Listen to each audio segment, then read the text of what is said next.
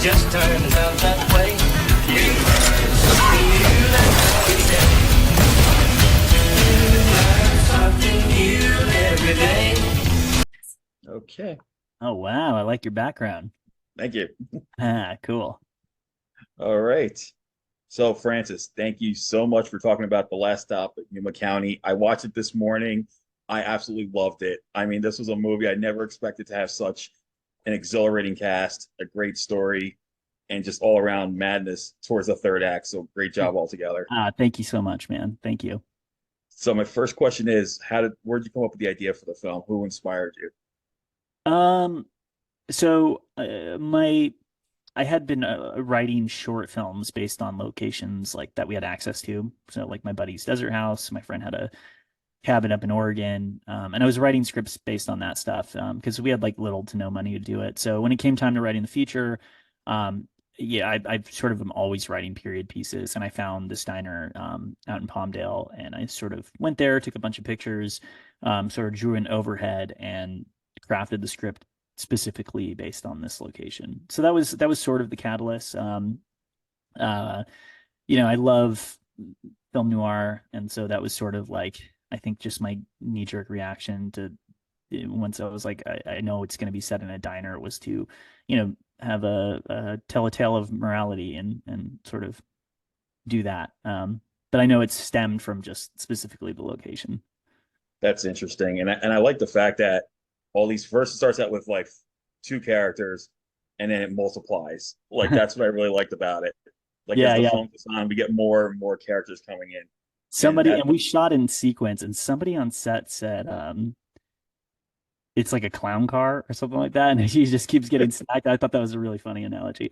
But yeah, yeah, and the cast was great in this. I mean, Jim Cummings is awesome. I like Jocelyn Donahue. And we get to see Barbara Crampton in a role like we barely ever get to see her in because yeah, yeah. she's like really funny. And I like the fact that her character's name just happens to be the character of the new game, the character she plays in the Texas Chainsaw Massacre video game. So that's such a coincidence Oh, there. dude, I didn't even realize that. That's hilarious. Yeah, it's Virginia. Yeah, Virginia. Oh, that's so So I funny. found that That was funny. my grandma's name. That's why I named her Virginia. That's really Oh, that's funny. Huh. yeah, Yeah, I found it so coincidental. And then you yeah, have Faison Love as the gas station owner and yeah. all these eccentric characters. What was it like working with all these guys on this film? I mean, I've been a huge fan of everybody, like literally everybody, down to Sierra McCormick and Nicholas Logan. I sort of had seen them. I saw Sierra in The Vast Night and thought she was incredible. Nick and I care a lot. Big fan of Jocelyn since The House of the Devil. I've been a huge fan of Jim, Rich, everybody. Like it was a dream cast for me. And weirdly enough, like I don't think I ever got nervous working with them or anything. It was just like it was just exciting. We were all just a bunch of cinephiles hanging out in the desert, talking about movies. So it was an incredible experience, and they were all so pro. I have nothing but amazing things to say about everybody. Yeah, I felt like in a way this film was like it reminds me of something the Coen brothers would have done in Mhm. their day. Like because the way everything just comes together, it felt like I was watching Coen Brothers film. No, Oh, like that cool. wasn't made by the Coen Yeah, yeah, Brothers. yeah, yeah, Basically, that's what it basically was, yeah. with shades of I want to say shades of Tarantino. Basically, that's what it reminded Mhm. me of. Like Cool, cool. if you mesh those two, then this is the film I'm thinking of because Yeah. just everything come together, and then not to spoil, but the beginning of the third act really blew my mind because I was not expecting what happened to happen, and my jaw literally dropped to the ground, and it was just become so madcap by then, Yeah, yeah, yeah. and it just Oh it man. just made me want to keep watch this film, and Yeah. then it took me a second quick view to watch, realize that Sam Huntington is the husband who shows up, and I'm thinking, I I remember this guy from Not Another Teen Movie, and he does not Oh look yeah, like yeah. Oh, so Jungle I'm to like, Jungle, Detroit Rock City. Yeah, I'm a huge yeah, fan. Yeah, yeah, yeah. like I'm surprised like you weren't nervous at all working with these guys because like you mentioned this is your Dreamcast, but I mean that Yeah. just sounds really awesome. I mean, like in theory, I should have been, right? But I think it's like one of those things where you prep so much, like, um, and you have such limited time that when you're there, it's just like an adrenaline rush, and you're just like, we have to get through this. And you have a game plan, right? And you just like you stick to that game plan. So, I knew exactly what I wanted, so uh it was easy for me to just like focus on the job and not get like starstruck or something. You know what I mean? And Yeah. honestly, everyone there, like I said, like um we're just a bunch of film nerds just hanging out at the end of the day, so it was really fun. And but yeah, having Sam and Alex Esso, I'm also a big fan of from Starry Eyes, and having them show up for a day and doing that whole scene was just so much fun. So much fucking fun. I think what I found interesting was as I'm watching the film, I noticed that like in terms of Jim Cummings and Jocelyn Donahue and some of the other characters, they brought like their personalities that were, that we've known them for so many years watching their films. They bring in this like their own quirky style Yeah. that we're used to. They brought it to these characters.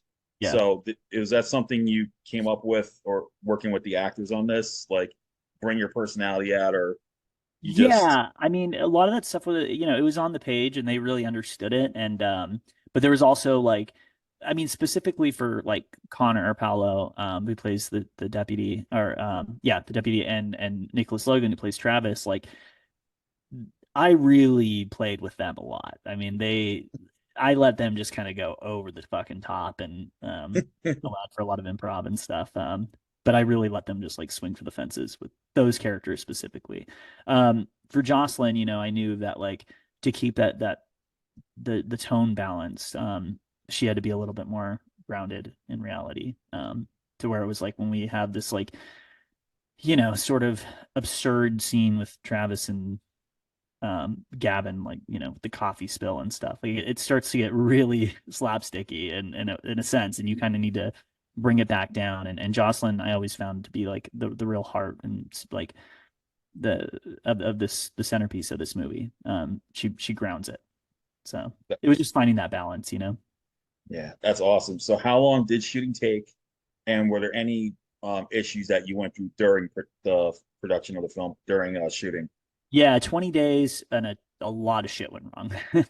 uh, like every independent film, there's rainstorms and fucking wind and just cars not working and shit like that, just the typical indie bullshit trying to make a Yep. period piece in the desert. But yeah, I think it rains like 4 days out of the year in Palmdale, and I think we got 3 of those days on our 20 days. So but we got through it. And aside from sort of like the the things that were completely out of our control, the things that we did have control over, everything went really smooth.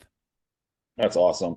Yeah. Well, overall, this is a great film. I hope everyone will get to see it on May 10th when it comes out. So with Thank that you. said, um, what's next for you that you can talk about? Do you have another feature film in the works at this point?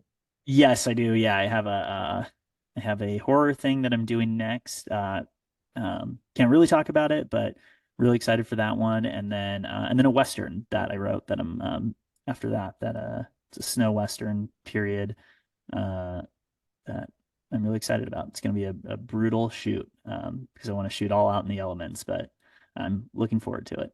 Oh, that's awesome. I like that you're being versatile and not sticking to like one genre. I like directors who do that, who are willing to go different genres. So I can't wait to Yeah, check these ones out. I mean, I love movies, right? Like, and Yeah, so I would never want to get boxed into a single genre. And like, I mean, I would make a I would make a Sleepless in Seattle if the right script was existed. Like, I have no, yeah, I kind of want to do it all. I want to do a comedy. I want to do a drama, whatever. Doesn't matter as long as it's a good story. that's awesome. Well, everyone, check out The Last Stop at Yuma County on May 10th. Fantastic movie, a great cat ensemble cast. Thank you. Madcap in the third act. And Francis, thank you so much for taking the time to talk about it. Awesome. Thanks for having me, man. All right, take care. You too. All right, bye. Yeah.